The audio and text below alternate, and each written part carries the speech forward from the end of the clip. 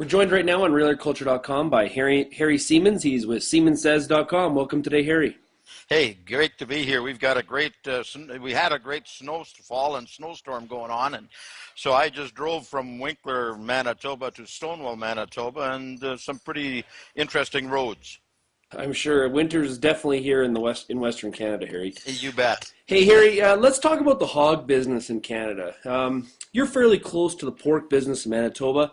Hearing lots of producers talk, questioning, are we getting ready to put the nail in the coffin of the hog business in Canada? It hasn't been a very rosy picture here the last month financially. What are you hearing?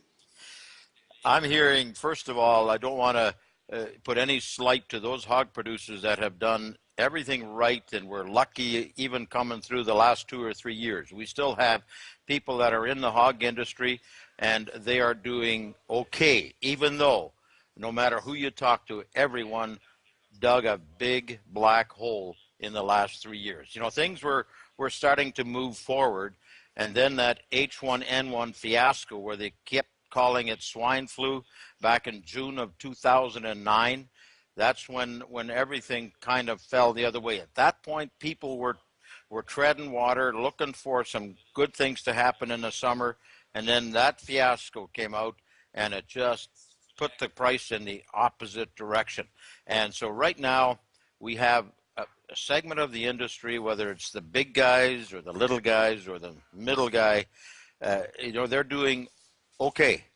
However, we have a good chunk that has already left. I mean, we had buyout programs from the federal government. There were buyout programs from provincial governments. But at the same time, I don't know if we want to say we're going to put the industry to bed. That's saying far too much. However, when you look south, the par dollar, and you look at country of origin labeling, the one thing that a Canadian hog producer is going to have to do, they're going to have to be competitive.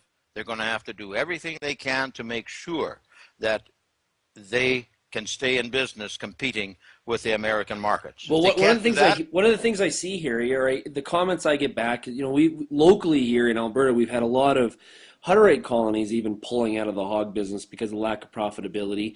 And so right away my mind goes from even like a cost of labor standpoint and kind of the integrated farm approach that a colony would have. If colonies are having trouble surviving in the pork business, how are some other farms going to do so? The big thing, of course, is can you get financing? I mean, there was a big hole that I talked about how producers went into it. Now, not a lot of financial institutions, other than maybe Farm Credit, is willing to do any kind of investing in the hog industry. It's if you can't get independent financing, if you've been used up most of your equity throughout the last 3 years, you're in trouble, because bankers are not going to stand in line saying, "Come, we've got money for you."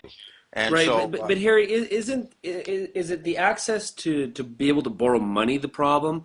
Or is it, are we hitting a point where we actually have to have some profitability in the business in order to borrow some more money? That's the key.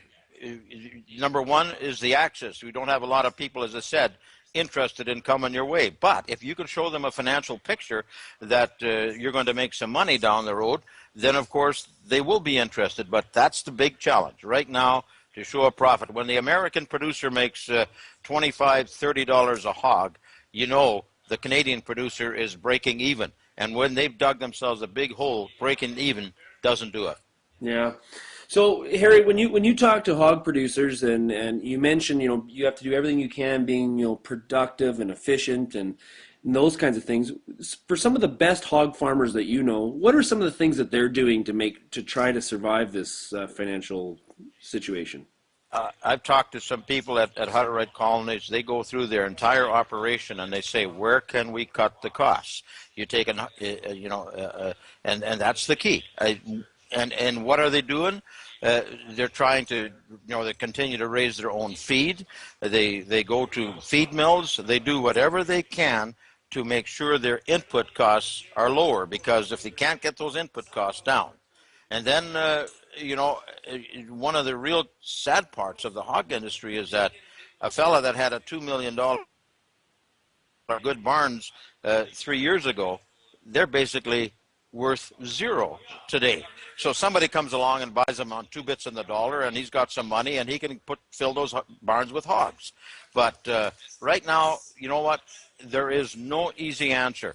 It's just getting, some guys are going to breeds that give them, 29, 30, and even 31 piglets per litter. Well, if you can get 4 or 5 more, but you got to have money to buy that. Yeah, it's kind of like a war of attrition where there is going, we're going to continue to see contraction, but there is going to be a business there for the people that are able to have enough equity to survive it.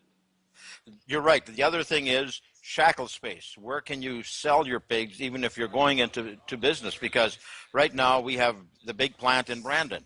They're doing 85, 90,000 a week. Well, they will continue to need those hogs, but a lot of them come from their own operation. We have high tech at Nipoa putting through a significant amount, but they too have already accessed and sourced those hogs. And then we have, of course, your plant there in Red Deer, and there's a new one, smaller one that's reopening at Moose Jaw, which used to be a cattle one. So we have a Canadian industry, but how much of our industry will have to shrink to the point where we just supply that Canadian industry and then with some niche markets in the States? Yeah. Harry, thanks a lot for joining us today, and we'll talk to you again very soon. Thank you very much.